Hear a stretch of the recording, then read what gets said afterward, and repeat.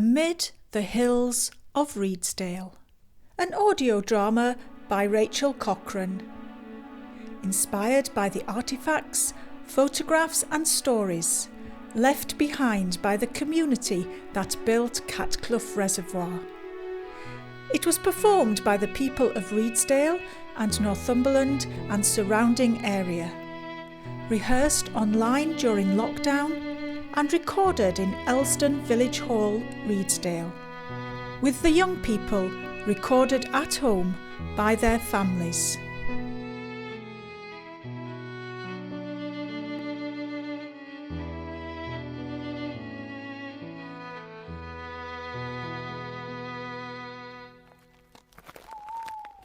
Just follow the path up the grass. Thank you, Tony. Nick, where are you? I can't see a thing. It's pitch black. You'll be fine, Lucy. Just let your eyes get accustomed to the dark. Have you noticed the night sky? Wow, just look at the stars out here. They're amazing. Here we are. Just through this door. I've got my torch here somewhere. So this wooden hut is the Black House then? Yes. So called because it was coated in tar to make it waterproof. We are stood in what would have been the living room. There are even more rooms back here. Those are the bedrooms, plus a pantry. And if you go through the back door, there's a wash house just along to the right. Oh, I don't think we need to bother going out in the dark again, do we, Nick? Nick? There's absolutely nothing to worry about, Lucy. I will be here with you, okay? It's her first time on an investigation, Tony. They're all a little nervous at first. My, you've got some impressive equipment there. Will that detect the ghosts then? Well, as paranormal investigators, we prefer not to use the term ghosts. We like to think in terms of unexplainable phenomena. It's all highly technical, isn't it, Nick? We use this equipment to record any changes in the environment. I did mention there's no electricity here, didn't I? No problem. Everything works on battery. Tony, on all your visits here as Warden of the Black House, I don't suppose you've ever experienced anything untoward, have you? Well, actually, Remember, Lucy, it's only the measurable evidence that counts, not the anecdotal. Right then. If you've got everything you need, I'll be off. Thanks, Tony. It's very good of you to do this. You're welcome. I'll be back tomorrow morning to lock up. It'll be interesting to see what all your equipment has picked up.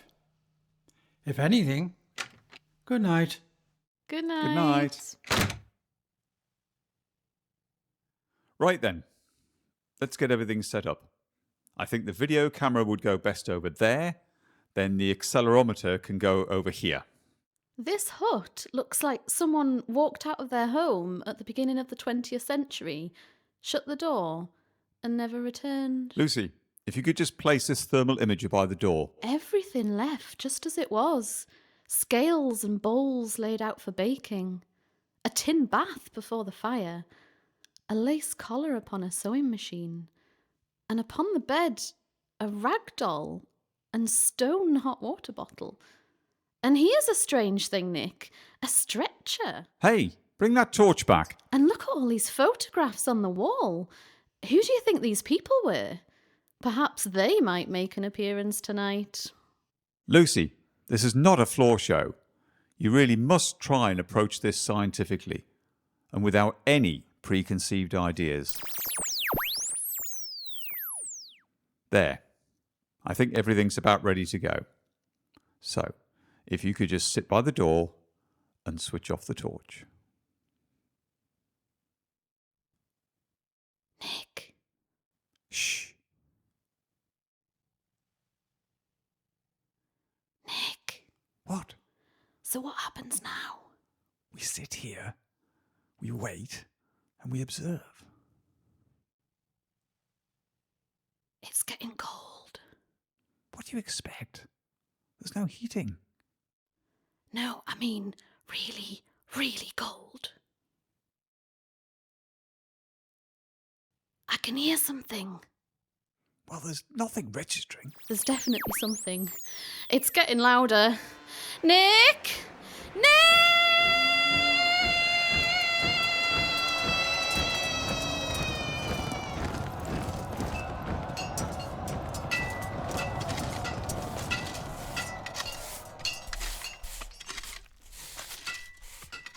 Bends their backs while spreading stones, who oft has stiff and aching bones, who estimates mysterious groans, the lazy county roadman, who made our grand Northumbrian roads to carry such enormous loads. Nick! Nick, wake up!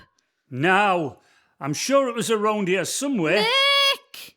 Calm yourself, Hinny. There's no harm will come to you.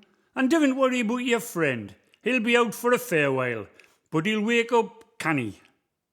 It takes more than some newfangled apparatus to tune into my wavelength. But who are you? I'm Billy Bell, border bard and Redesdale roadman. And to whom do I have the pleasure? I'm Lucy. So, sorry for asking, Billy, but what does a roadman do exactly? Well, despite what that blessed council would have you believe, it's a job of retard work and responsibility. Out in all weathers, clearing the roadside ditches and verges from Otterburn to Carter Bar. Not to mention filling all the potholes and clearing the snow. That certainly sounds like retard work to me.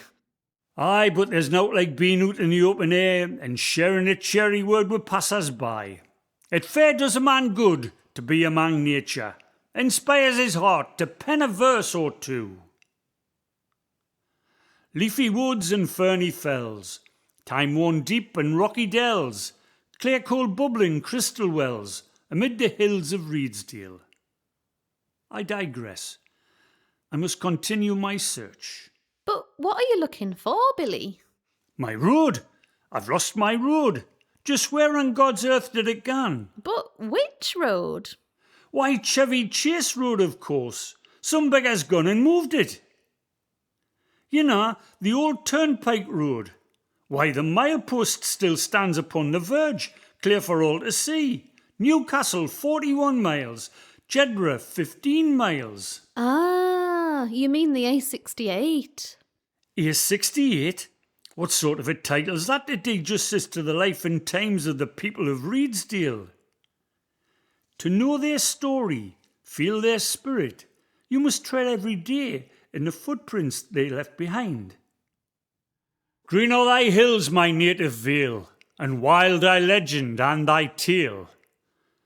When you've been on the road as long as I have, you become one with your surroundings. So how long have you been on the road, Billy? Oh, right from the beginning.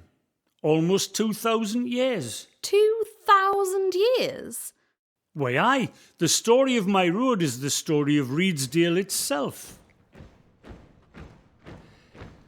I was there at its crossroads with Deer Street, watched the mighty Roman army march into High Rochester Fort, Bremenium as it was known then, heard the exotic tongues of troops from faraway Gaul and Galatia and Dalmatia, where Roman legions long ago built up their fortress now laid low, o'er which the emerald grass doth grow, and silence reigns.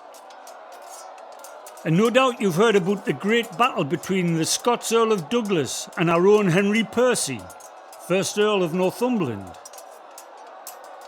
On Otterburn's gory field, their bravest bore their battle shield, and deeds of valour there revealed, which never die.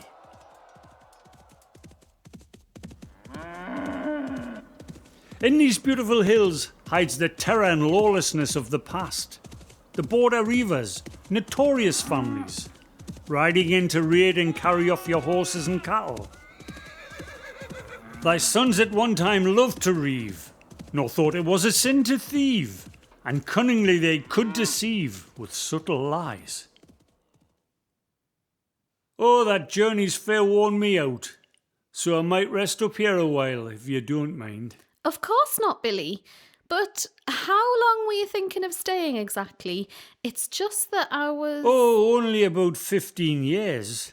That's how long it took to build the Catcleugh Reservoir. My Chevy Chase Road was little more than a quiet drover's track back then in 1890. Then the building started. You've never saw such a commotion. What with the shifting machinery, fetching stones down from the quarry, the construction of a special railway line, not to mention the folk that came travelling in from all corners of the British Isles, and even as far afield as India. Men to work on the reservoir, some itinerant, others with their wife and bairns to steer the course, more colourful and diverse than this valley has known for centuries, and that was just the language. Then came the building of the canteen and a billiard room, a mission hall and a guild room, hospital and doctor's hut, everything to serve the men and their families. And this is where they lived, in a community of black houses just like this one? Aye, 47 huts huddled on the River Rede, erected for workers and families for the duration of the building of the Catcleugh Reservoir. Some joker named it Newcastle on the north bank and Gateshead on the south. And this black house we're in, number 11 on the north bank, is all that remains. In your time, maybe. In your time. What fascinating things have been left behind. Plates and jugs upon the shelf, a great anvil by the fire. And what on earth is hidden in this trunk? Why, bottles of beer and whiskey. I'd leave them well alone if I were you, Hinny. What a strange glow comes from them. And this enormous bunch of rusty keys. There must be 20 on this ring. Feel how heavy they are, Billy, as if weighed down with age. Divin jangle them keys, pet. Put them down. Hey, who's that messing on with my keys? That's done it. I'll give you what for, just see if I don't. And you can get your thieving hands out of my trunk.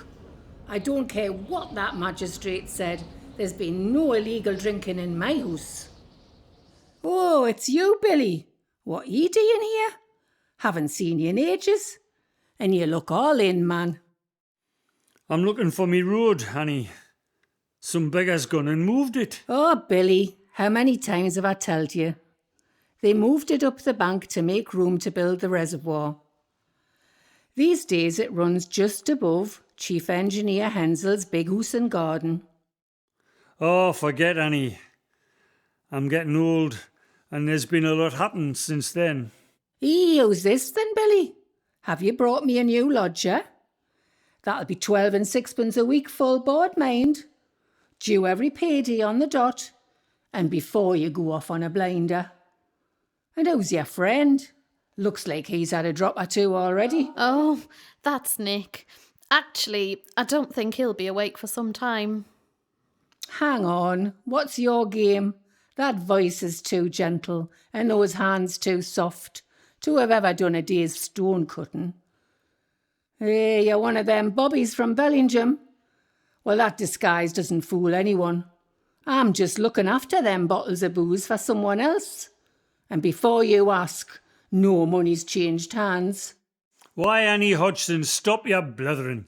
This young lass, Lucy, is one of them paranormal investigators. Well, what sort of lass wears breeks and a knitted hat? She's not from Gateshead, is she? Hush your nonsense.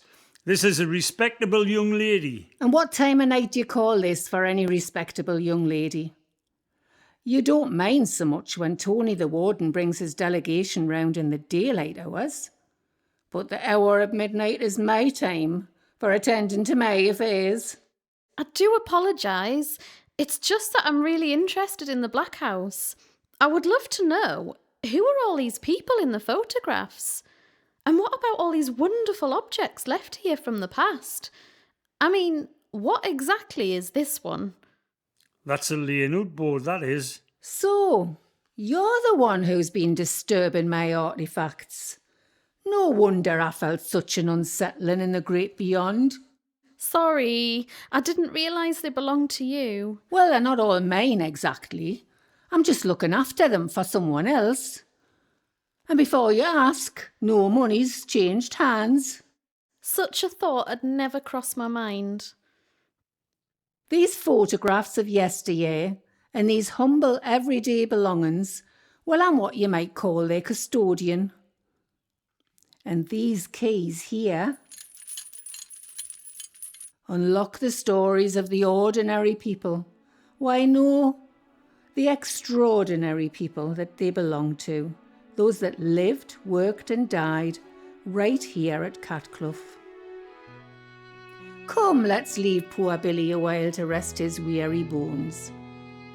I'm going to take you to meet some of the folks who played their part in the community that built the Catcleugh Reservoir.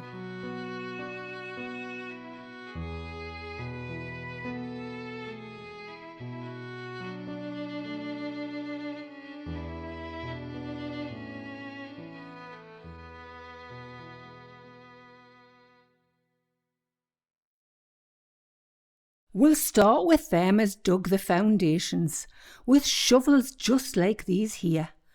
They belong to the army of forgotten navvies that passed through Catcleugh, many only for a season.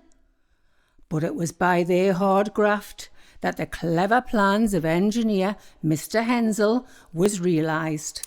And there's a great pile of shovels in this photograph, hundreds of them thrown down by the side of the railway track. Look at this one. Someone's written on the blade, "Tried and found faithful."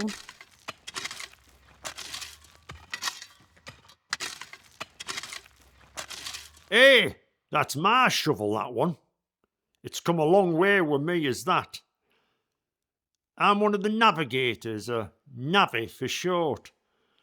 Too numerous to be remembered by our individual names.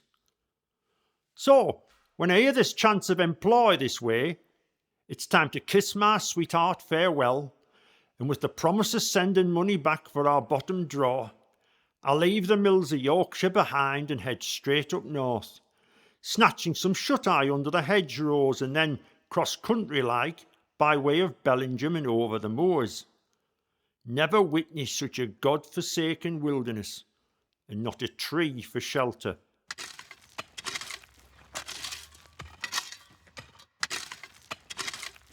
There's such a hearty welcome on my arrival at the clough. Welcome, Mr. Navigator, sir. Thank you for taking the trouble, Mr. Navigator, sir. Would you care to step this way? And before you've chanced to doff your cap, you're obliged to plunge stark naked into a bathtub of lukewarm carbolic. Then comes the learned doctor to test that all your bits and pieces are in working order. Not for us itinerant workers, the snug wooden dwelling as we see over the way for the regular men. Not for us, the loving wife and babes awaiting at the door to give a warm embrace. Nor for us a hot beef stew on the table when we return with a hunger in our belly after a long hard shift. Rather, our abode is to be found in this shanty of tin huts, where we are expected to prepare our victuals out in the open, in the wind and rain. I'm all for giving up and returning home to the arms of my sweetheart Jenny, when this fine fella from the Emerald Isle comes over to lend a hand. Jack, for that was his name, kindly offers to stand me a drink or two till payday over at the mission canteen. So off we go.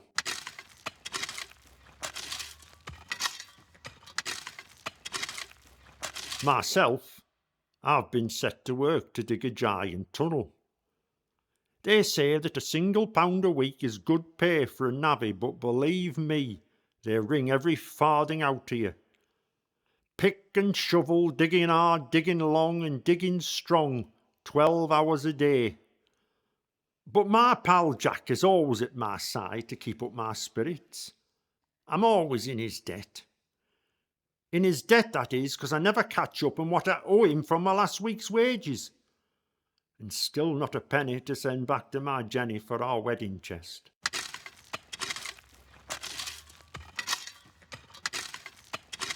Lay Missioner Smith has been encouraging me to go to night class in the Navvy Mission Hall for to learn my reading and writing.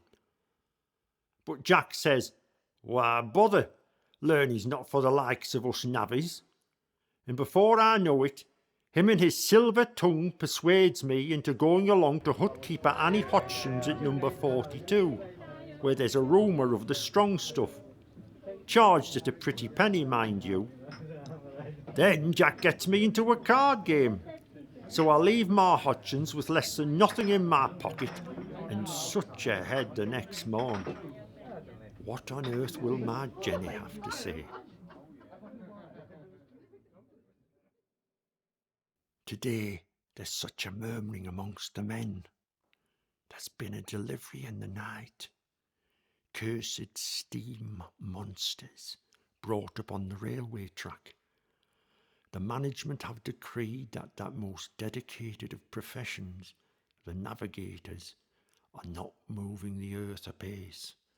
Muscle is not winning the day. Down tools! Steam. Men not steam. Men not steam. Men not steam. Men not steam. A group of men become very vocal and let their anger be known. Then Jack climbs up on a crate to address us.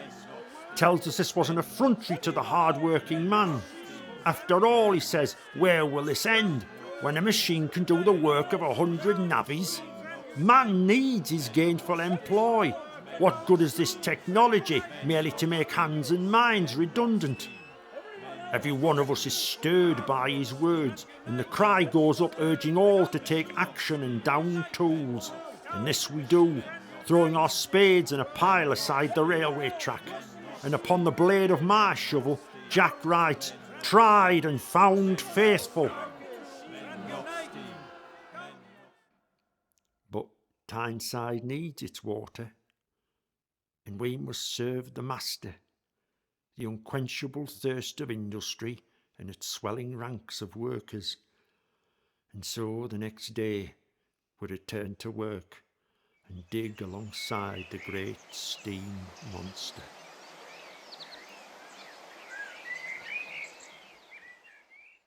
Now, we navvies are all long gone from the tunnel we built, flotsam and jetsam, washed away on the flow of life, in search of new adventures, new employ.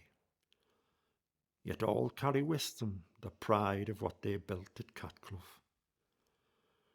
Jack reads me a letter from my own dear Jenny.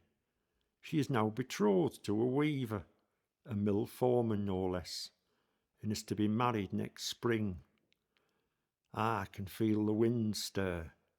I must head downstream with Jack, my ever-faithful companion, to seek my fortune among the industry of Tyneside, where I will drink the fair waters of Catcleugh.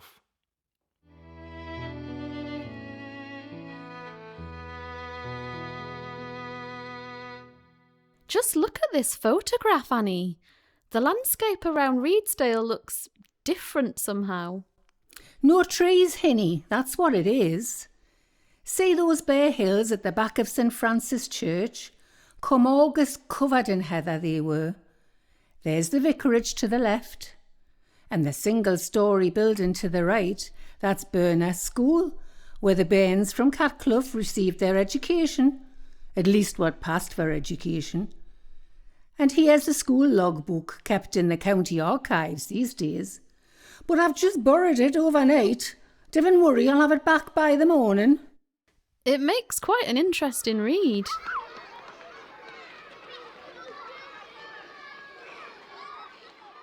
August 24th, 1891. Admitted 10 children from the waterworks huts this morning. Most of them are in the lower standards. Total number present, 23. December the 29th, 1891. I, Miss Aramintha C. Roberts, daughter and housekeeper to the Reverend J.A.J. Roberts, am taking charge of Burness School. The temporary master, Mr. J.F. Dawson, has now ceased duties in charge of the school, and as I look back over his entries in the school logbook for the past term, it is with much relief that we see him on his way.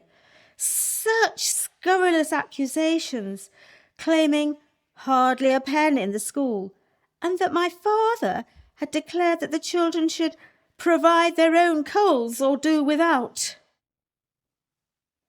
August 17th, 1896. School reopened. 60 present.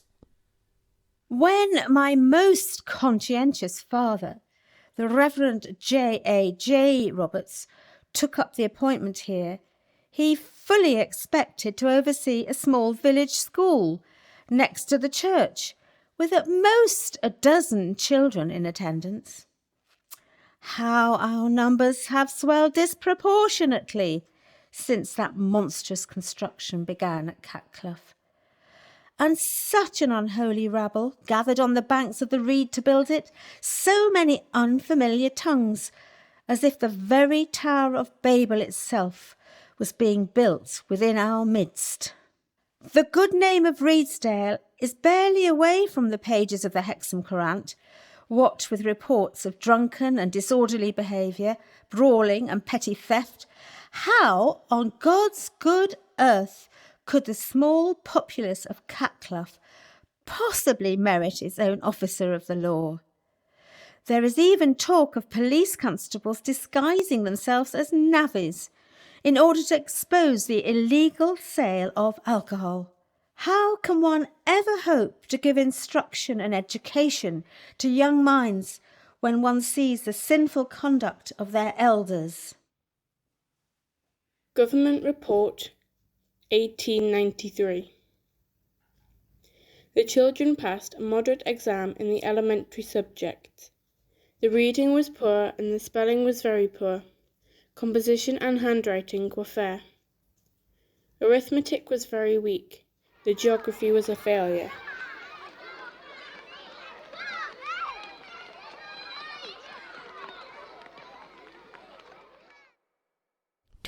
September 1891.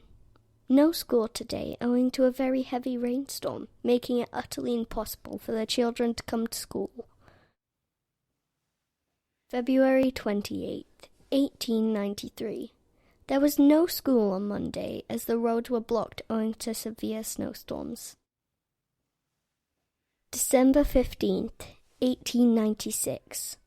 Severe snow came on, but Mr. Hensel ran a train to bring children from Catcleugh.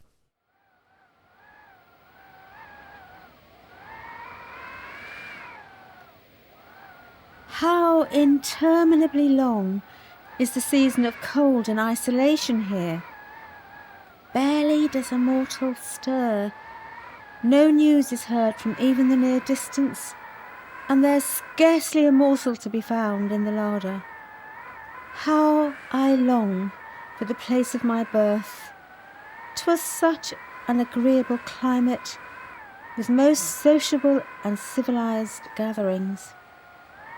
This morning, when I awoke, I desired to once again leave my footprints upon the warm sands of Bermuda and place my small hand in that of my dear departed mother, by whose patience and love I was instructed in literature, the classics, and several languages.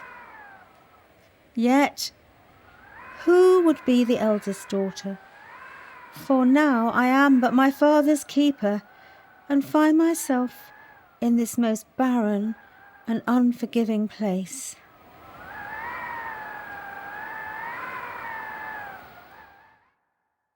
September 1st, 1891.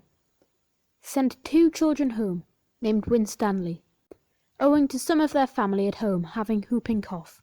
June 14th, 1895. Price Probert on the Scholars, Standard 1 died. He had been ill for 6 weeks and on this Thursday took to his bed and died with inflammation of the brain. March 29th, 1895. Influenza, Andersons, Duns, Routledges, Whites and Carrs. November 26th, 1895. School dismissed at 1:45 on account of child's funeral. 9-week-old Thomas Demetrius Herbert, who was the brother of a scholar. 8 school children had to take part. The children who make the journey to school arrive in such a frail and miserable state that I am called upon to fulfil the duties of nurse and comforter rather than educator. February 5th, 1896. Scarlet fever has broken out at Catcleugh. One of the Winstanleys, May, has taken it. She has been isolated and every means taken to prevent the spread of the disease. The school was disinfected by a copious supply of carbolic being sprinkled in it. The Winstanleys, 5 in number, are not at school this week for fear of spreading the disease. November 12th, 1897. On Tuesday morning of this week, a gloom was cast over the school, owing to the death of Joseph Milner, a bright little fellow of 6 years, who had been a scholar at this school. His death was sudden and unexpected. June 10th, 1898. Jane Arlett swallowed a halfpenny, sent home, kept there on doctor's orders. Gravestone of I.M. George Carr, accidentally killed at Catcleugh, June 15th, 1901. Erected by his teachers and schoolfellows. Suffer the little children to come unto me, and forbid them not. For of such is the kingdom of God. Did I not reprimand George Carr only last Wednesday, and indeed rap his knuckles for jumping over the desks in the schoolroom? As I brought the ruler down, I witnessed his vain attempt to fight back the tears. Indeed, I told him that this behaviour would come to no good. Yet, not 3 days later, the unruly little sprite is found trespassing, engaged in a perilous game of jumping between the sand trucks. They say there were still tears upon his cheek, as his limp and lifeless body was lifted from the track. Will these children never heed my instruction, and know it is for their concern?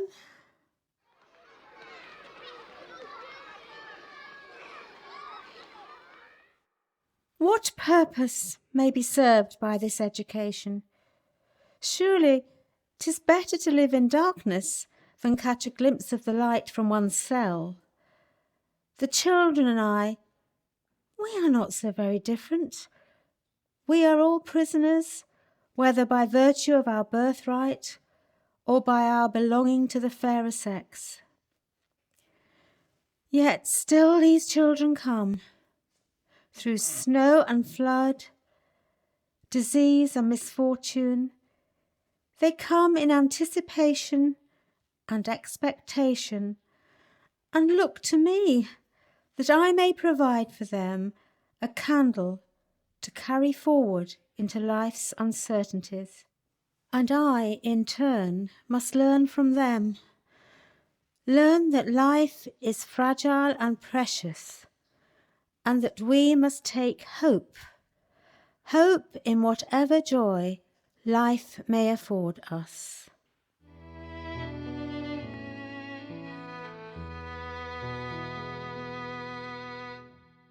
June 16th, 1898. School closed. All children from Waterworks away at Newbiggin. Free excursion. My Day at Newbiggin by the Sea by Robert Dent. Yesterday we all went to the seaside. Before we set off from Catcleugh, we had our photograph taken with Mr. Craigie, the engine driver. On the way there, we sat in open trucks. It was very windy and we sang lots of songs. Mrs. Dodd and Mrs. Robson looked after the big hamper of sandwiches and the bats and the balls and all of the bottles of water. Then Jane Oliver stood up and called out, "I can see the sea!" and we all cheered. At Newbiggin, we all ran out onto the beach to splash in the water. "Take your shoes and socks off," shouted Mrs. Robson. But it was too late. It was the first time I had ever seen the sea, and I looked, and it just went on and never ended. Then I played cricket with Willie Pringle and Nellie Sawford and drank my water. Then I filled the empty bottle with sand, and I'm going to keep it forever to remember my day at the seaside.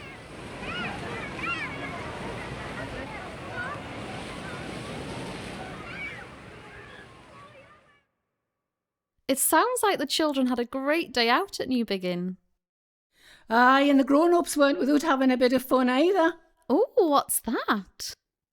Why, it's a dance card belonging to Miss Charlotte Winstanley of Hut 18. A dance card? Upon which you'll find the names of any gentlemen who wish to book a dance with you on the evening. Young ladies had to wait to be asked in them days, pet.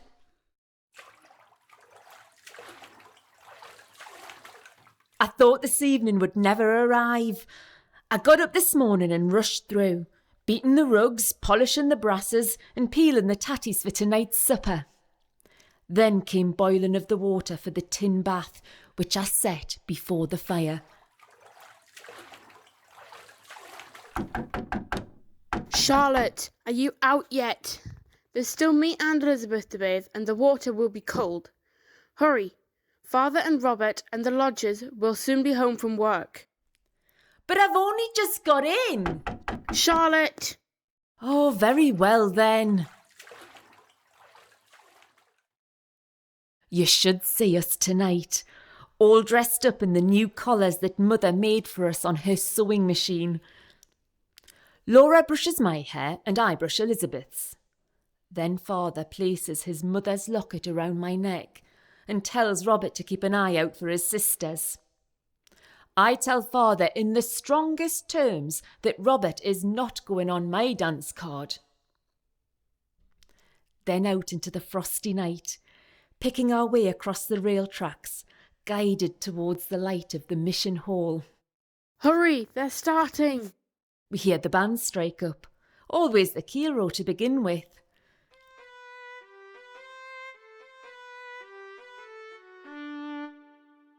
Of course, I am the envy of my sisters. Already my dance card is full for the evening, whereas Laura still has 3 spaces to fill for the second half, and Elizabeth too.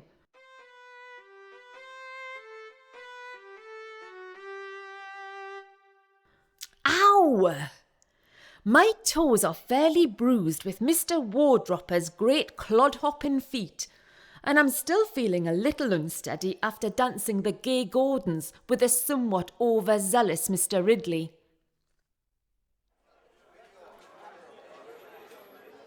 There is such a spread at the interval. Sausage rolls, ham and peas pudding stotties, and lemonade. The bubbles make me feel quite giddy. Laura asks me if I have a dance booked for the young man by the window who keeps looking over in my direction. I say that I have not, and sensing that he is the object of interest, the young man heads over in our direction. How do you do? I'm Mr. John Towers. Would you care for another lemonade? Would you have space on your dance card for me? I'm sorry, Mr. Towers, but my card is complete for the evening. Handsome, if I might say. Handsome, without being too bold. And such a sincerity about the eyes. I become aware of this strange churning sensation deep inside, which causes me to look away, feeling some inexplicable embarrassment. Then Laura pipes up. Charlotte, you have already danced with Mr. Probert, and he is down again for the second half. Why not move Mr. Probert to my card, which will leave an opening on yours for Mr. Towers? But when the time comes, there is such a to-do. Mr. Probert thinks it most improper and is far from happy with the situation and demands his dance with me. Upon which Mr. Towers is most adamant that it is the lady's choosing that matters. So I tell Mr. Probert that his breath smells of whisky and I don't have a mind to dance with him. John, Mr. Towers that is, says that if Mr. Probert doesn't step away, he will give him such a bloody nose. Mr. Probert seizes John's collar, and by this time there's quite a crowd gathering round, jeering and cheering them on.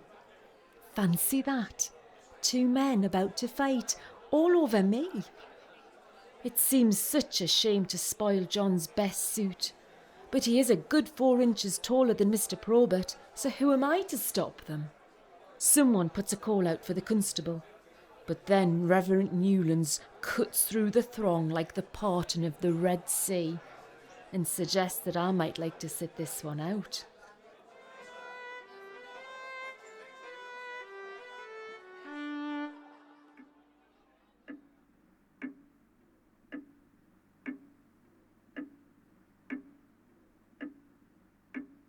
I cannot sleep.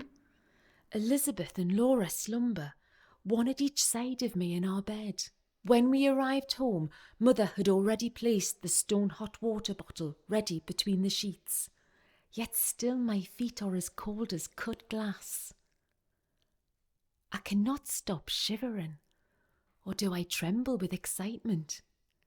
I keep going over and over the events of the evening. I clutch the soft cloth body of my doll for comfort and close my eyes, but all I can see is the face of Mr. John Towers.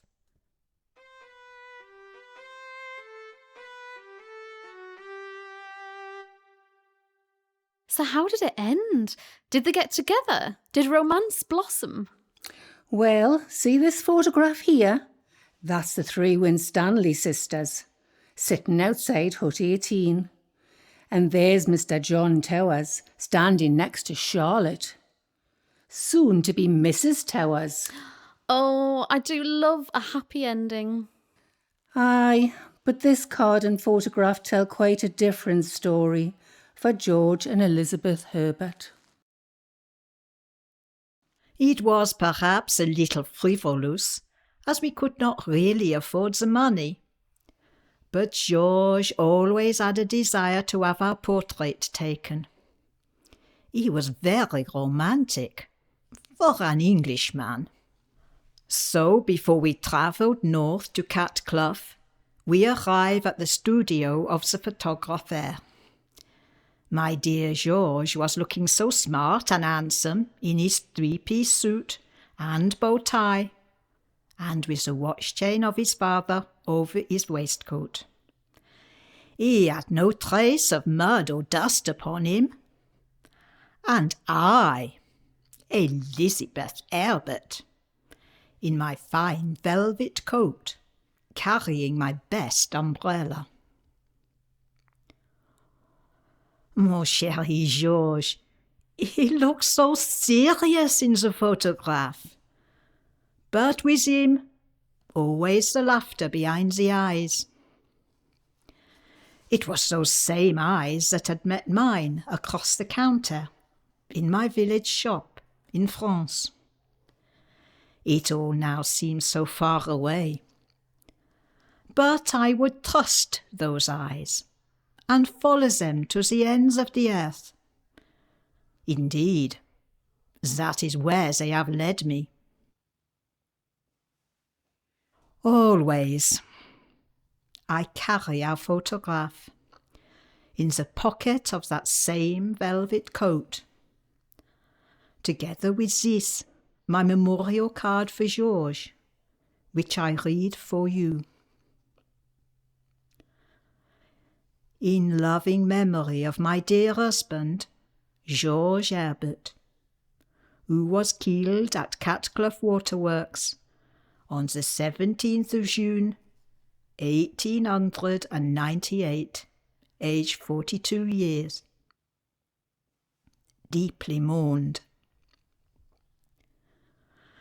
They call it the Catcleugh calamity. The verdict of the jury: accidentally killed by falling down a trench whilst being lowered by a steam crane.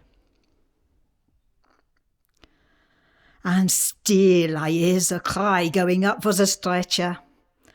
Over and over I see his laughing eyes plunging down, down into the darkness.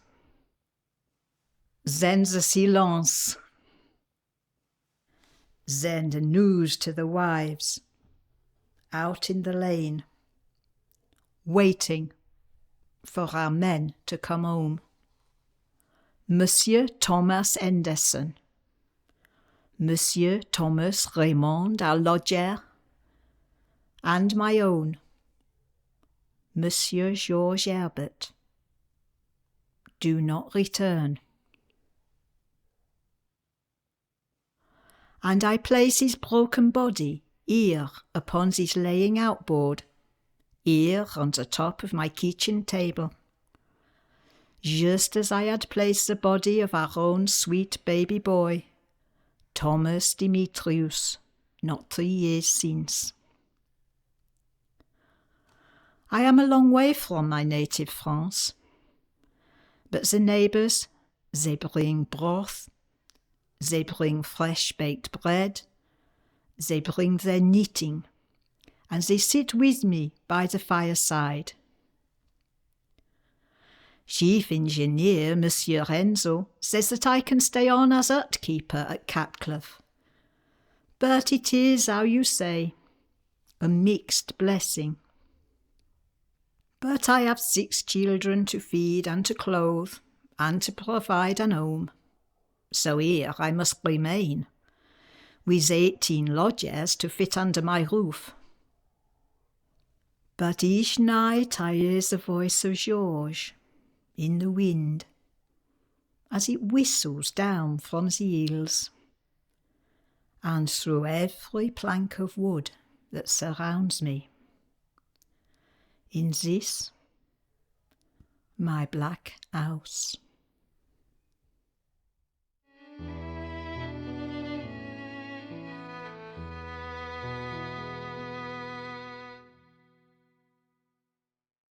Who's the elderly priest in this photograph? The one with the white beard and kind eyes.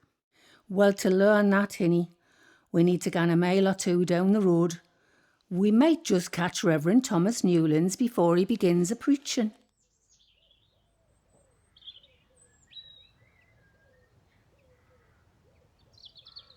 Here we are. What? You mean this black house built on the roadside? Why such a distance away from Catcleugh? Oh, they didn't actually build it here. Not to start with, anyway. No, it was moved here in 1905, when the construction of the reservoir came to an end, and the people that came together to build it had gone their separate ways. But why here? It was presented by the water company to be used as a chapel, by way of a gift to the Reverend Newlands of Rochester, to say thank you for everything he did for the people of Catcleugh. Because behind those kind eyes was a kind soul, a very learned man, a fine violinist at many a dance, and a doctor of the body as well as a minister to the soul. He was loved by the whole of our community, worshipped, you might say.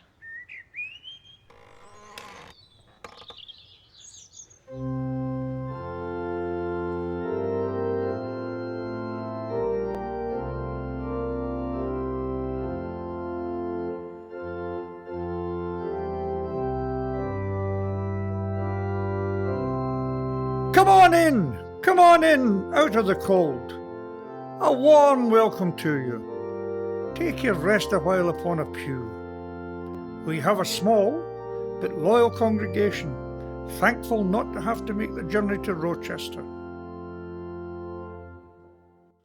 Yes, that is indeed myself on the photograph.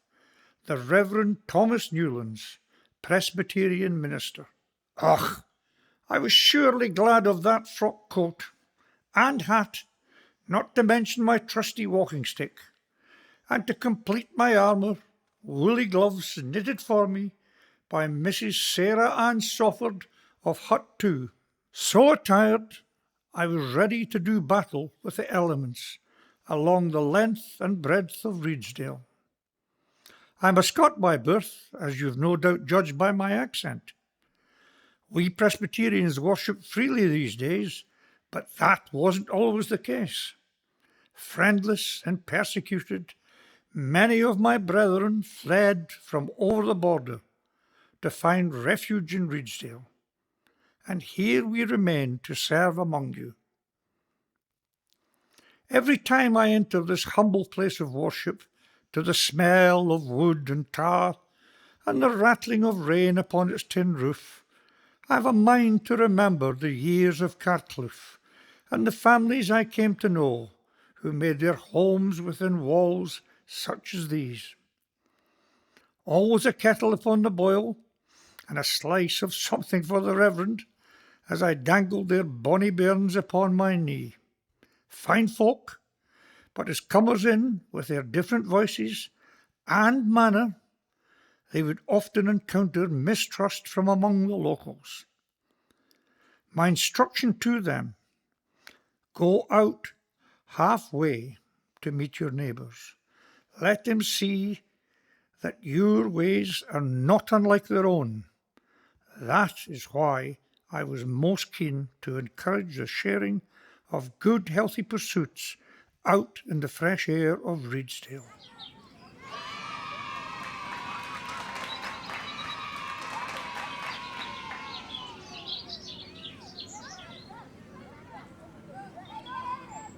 Such jollity was to be had on our Catcleugh sports and picnic days, notwithstanding a few blizzards out in the field. Athletic events for the juniors and seniors alike. Such a great gathering from miles around. Hundreds of spectators arriving from Woodburn and from farms and villages across the Rede Valley and beyond to take part, to watch, to meet old friends.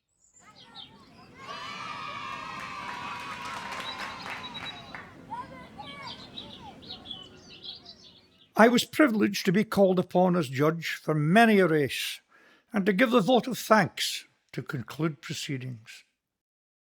And then, afterwards, there would be such dancing upon the green, with a wonderful afternoon tea provided by the ladies, and the sound of the Catcleugh brass band drifting over the hills.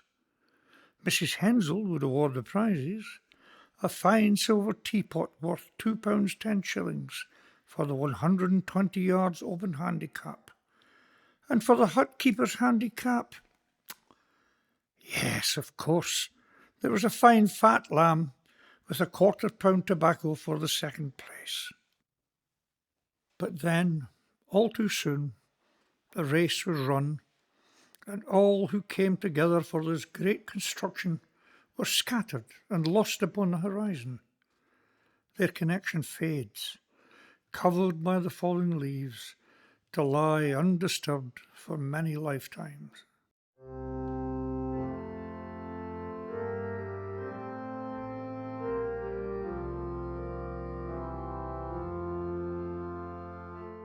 Yes, indeed, how it all comes back as each hymn echoes from the walls of this chapel.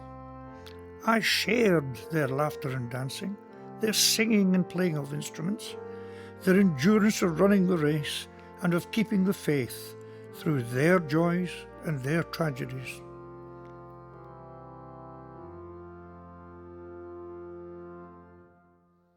Let us pray. And so we give thanks to the Lord for the graft of the common labourer, and for the skill of the stonemason, and the talents of the engineer. For they laid down the foundation stones for life-giving water to sustain the many generations to come. Amen.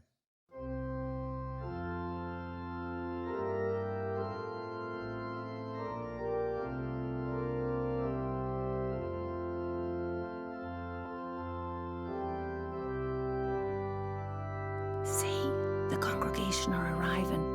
Away, Lucy Henny. We must leave Reverend Newlands to his service. And gone a mile yet further down the road, there is one last place we must visit to complete our story of Catcleugh.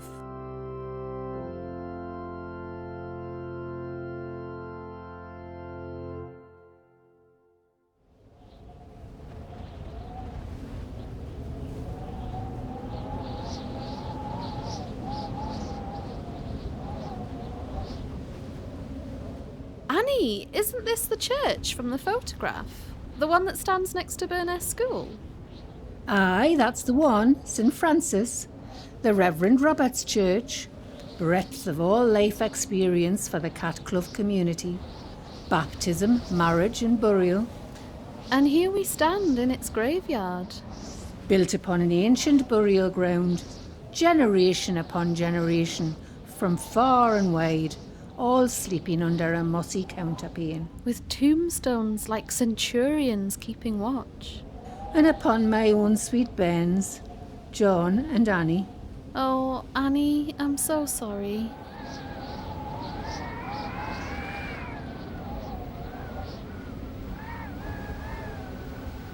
The wind is getting up. Best get inside the church, Hinny. There's just time enough to show you one final legacy left behind by the folks of Catcleugh.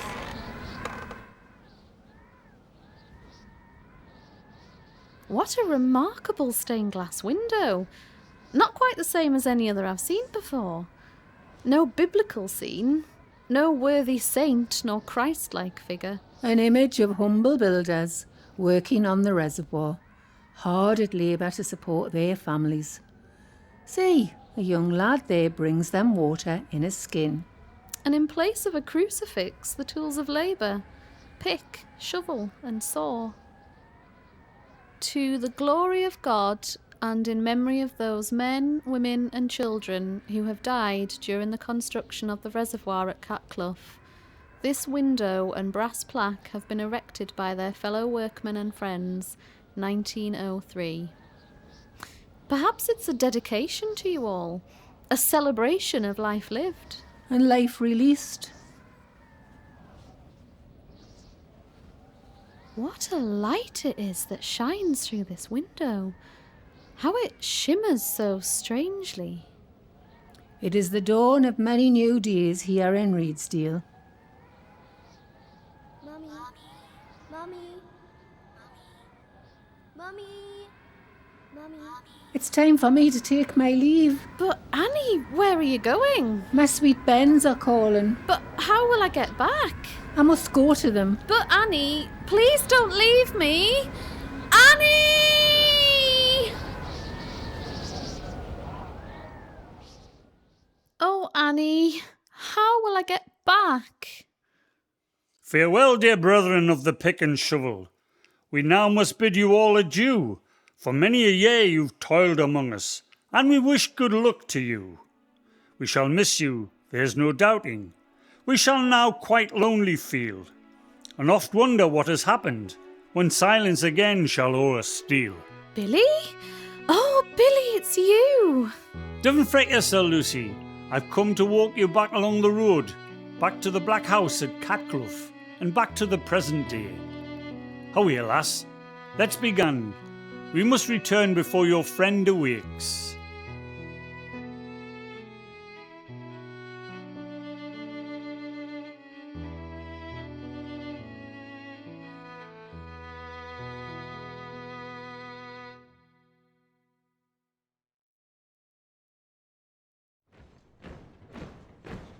Listen, Billy, I can hear marching. Stand aside and let them pass. Are the Roman soldiers back? Nay, Henny, it's our brave Northumberland Fusiliers, training for the Great War. They're heading for the Redesdale camp, known to the men as Ad Fines, the end of the world. And looking up to the moor, you can see why. Primitive, desolate and reek clarty. Excellent training for the Somme, then. Aye, but that wasn't the only commotion in these parts involving the Great War. In 1914, there was the case of the 4 large ladies. I'm intrigued. Well, these 4 large ladies, they knocks at the door of Mr. George Milburn, seeking refreshments. Dressed in fur coats they were, dripping with jewellery, and ever so nicely spoken. Posh-like, but as Mr. Milburn remarked afterwards, a bit on the hairy side. But Mrs. Milburn, being ever so congenial, invites them in and puts on quite a spread. Boiled eggs, buttered scones, cups of tea and... But Billy, tell me what happened. Well, After they'd politely said their goodbyes to Mr. and Mrs. Milburn and went on their way, they were only picked up over the border as German spies, weren't they? No, who'd have thought? Cross-dressing spies right here in Redesdale.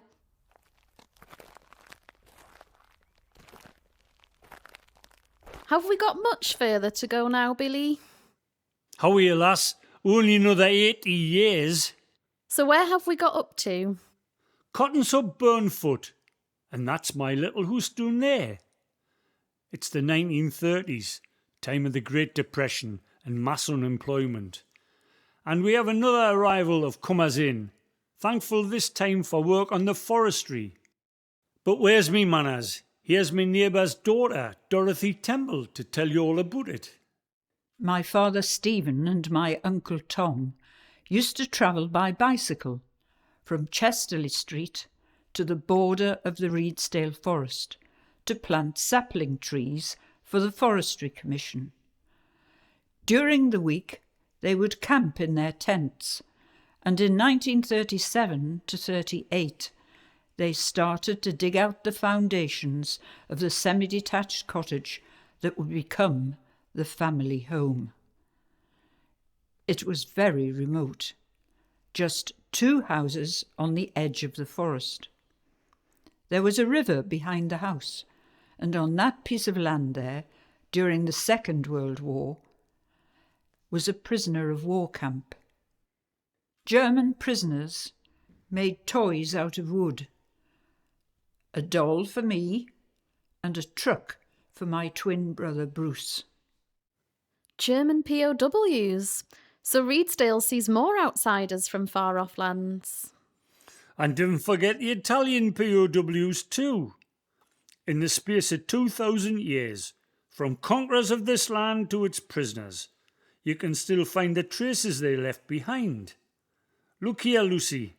The names of the prisoners scratched upon the culverts of the road they built to cotton soap.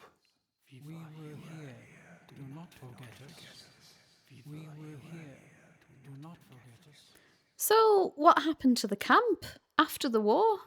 The old POW huts were taken down, but the kitchen and exercise hall were kept and turned into workshops and offices for the ever-growing Forestry Commission.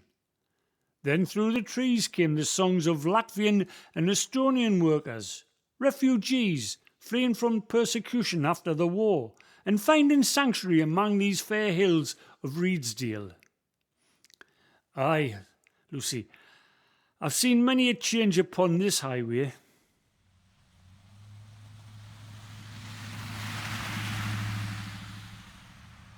It's a stirring age we're living in, this fact none can deny, and soon a horse and trap will be, things of days gone by.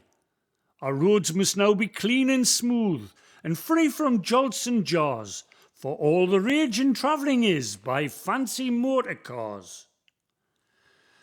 And so we arrive at another milestone in the journey of Redesdale, the village of Burness.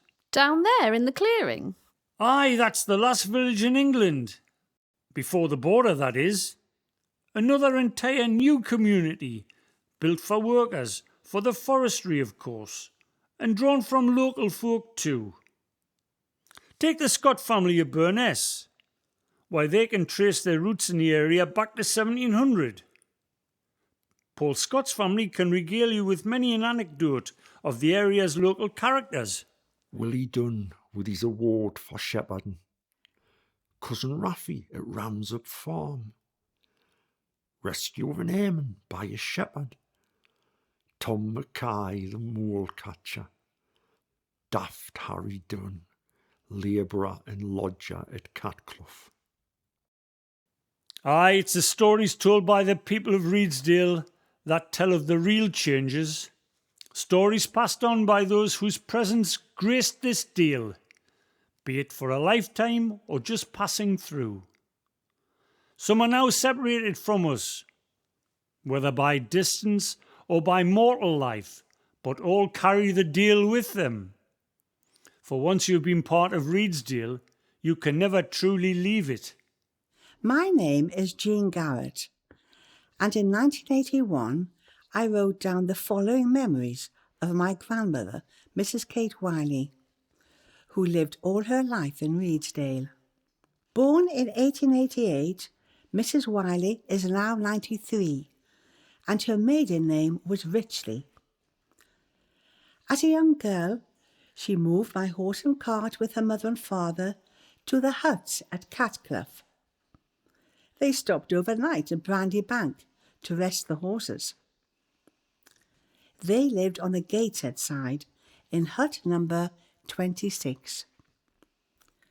Her father worked as a stonemason. Her brothers, Tom, George and Bill, worked at the dam. Bill was a crane driver. Her sister Eliza worked as a servant in hut 11. That hut still stands today. Monday was wash day. Each house had its own wash house attached to the end and contained a boiler and mangle. Thursday was baking day, when the girls helped their mothers bake bread, not cakes, using the kitchen range. The family lived at Catcleugh until 1905, when everything was finished and the workforce disbanded. She remembers the roof being taken off their house as they were moving out. She was 17. It was while working at the Redesdale Arms that I, Dorothy Temple, first met Brian. Brian was working as a gardener during the summer months at a large house called Ramsop, near Carter Bar. On my evenings off, I decided to accompany Brian and my brother Bruce to a local dance. That was in June 1960, and we were together from that day on. The winds from the west, the soft mild breezes blow. Gone now half bleak midwinter, with its cold frost and snow.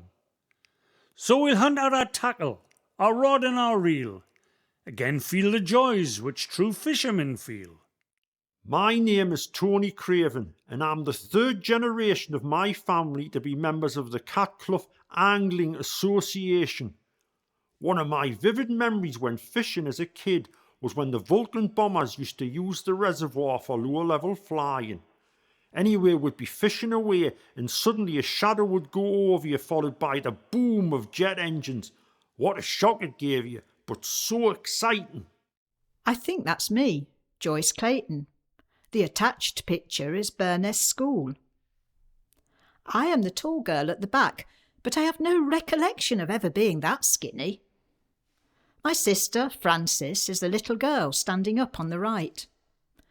I think the summer of 1960. My last year there. It looks like a picnic somewhere. Miss Barker is the teacher, so I'm guessing Mr. Young took the photo.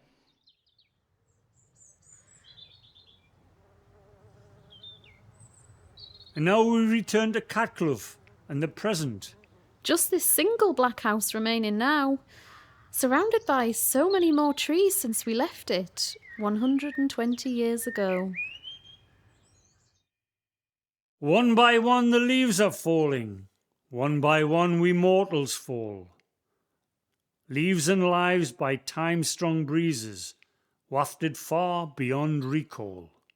But the magnificent reservoir remains as a legacy to the community who built it. Not everything that folk leave behind is of grand design. It's the small everyday things that speak of real lives. The things you don't give a thought to at the time. Then there are the memories, told from one generation to the next. Oh, and don't forget those newfangled photographic images. But I didn't think they'll ever catch on. And you, Billy, you see all in time and distance. You know every blade of grass, every soul that stirs from Otterburn to Carter Bar.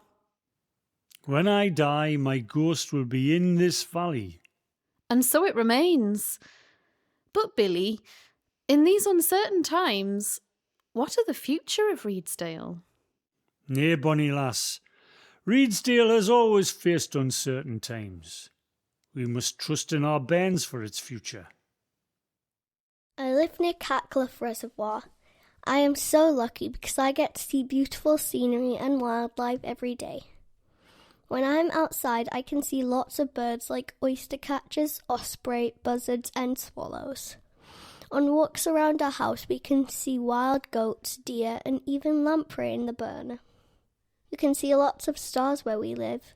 There are lots of good trees and crags for climbing. In the future, I hope it still looks like it does now.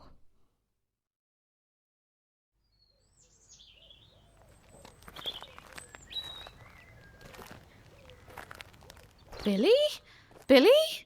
Oh, it's you, Tony. I thought... Sorry, I didn't mean to scare you. There's usually an early morning mist around this time. It'll soon lift when the sun gets up. Come in. I was just getting some air. Nick, wake up. Tony's here. I am awake. I've been awake all night. How's the investigation gone? Did you experience anything paranormal? Well, let me just check now. No, not a single measurement recorded on our equipment. But did you experience anything paranormal? No, of course not. As I told you before, Tony, this is purely down to scientific analysis. Well, actually, Nick, I did experience something. What? Well, Billy Bell came through the wall looking for his road, then Annie Hodgson took me on a tour of Catcleugh and Redesdale and all the people who had been a part of building the reservoir. Then I went to meet Reverend Newlands at one of the old huts which had been converted to a chapel, and after that, Annie took me to see the stained glass window in Burness Church, or was it the school? But it didn't stop there because Lucy, what on earth are you rambling on about? I've been awake all night whilst you've slept soundly in that chair. What you've told us is the stuff of dreams. Come on now. Help me get this equipment to the car. Goodbye, Tony, and thank you for all your help. Yes, thanks, Tony. Sorry, I suppose you must think I'm rather silly with my imaginings. It all seems so real. Obviously, it was all in my mind. Lucy, when your mind is open to discover new possibilities, who can say what is real and what is imagined? You must really enjoy being warden in this wonderful place. Yes, this place is part of me, and I am part of this place. When I die, my ghost will be in this valley.